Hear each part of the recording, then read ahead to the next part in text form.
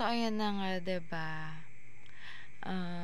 Pinag-aralan ko, sabi ko, paano kaya magkaroon ng pay later sa TikTok? Gusto ko rin kasing umutang sa TikTok eh. Hindi mga ka-idol. So, ngayon, yung nangyari kasi sa akin, kaya nagkaroon ako ng pay later. Sabi ko nga sa inyo, hindi ako lagi umu-order dito sa pay later. And then, until napadako ako sa live ni Mami Tin, ang Akia Apparel. So, magpapasko na nun. And then, sabi ko nga, 'di ba, sabi ko sa inyo, nagkaroon ng pay later yung mister ko, pero nga hindi namin ma-active-active.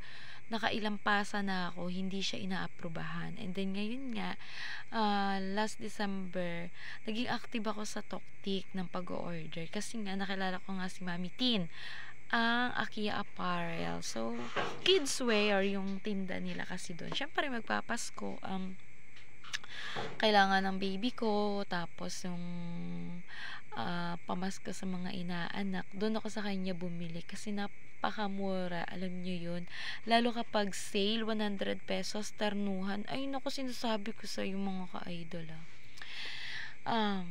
tapos edi ayun nga, naging active ako sa kanya, and then bigla na lang nakita ko, ay, may pay later na ako.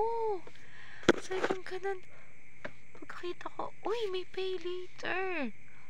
Mga nagkaroon ako ng pay later. Tapos sabi ko, pinag-isipan ko, sabi ko, baka rin ako, ma-invalid din ako. Kumbaga, baka hindi tanggapin yung, yung pag-apply ko sa pay later. So, edi, ilang order pa ako. Madami pang order bago ko. Tapos ngayon, edi, siya, sabi ko, i-open ko. Kumbaga, nagpaano ko, yung talagang, na-relax ko, ganon. Para relax ako magsagot ng mga pasasagutan nila. Kasi may pasasagutan mga Siyempre, yung mga personal information mo lang din naman yun. So, sinagutan ko siya, tapos, nakalagay doon ay, waiting lang, waiting. Mabilis ako na-aprobahan, mga ka-idol.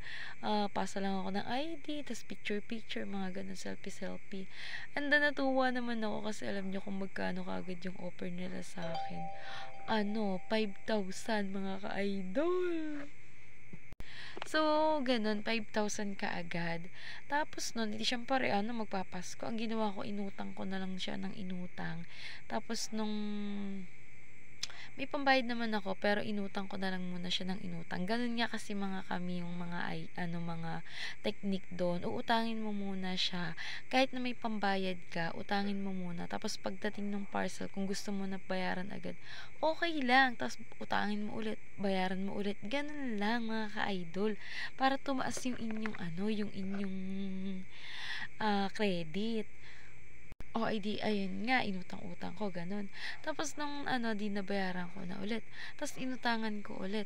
Tapos, eto, tumaas yung, yung binigyan ulit ako ng, ng 2,000. Ngayon, mga ka-idol, meron akong 7,000. Tapos na muna ngayon. Sa susunod na video mo ulit malalaman kung ano yung kwento ko sa aking pay later dito sa ating Toktik account.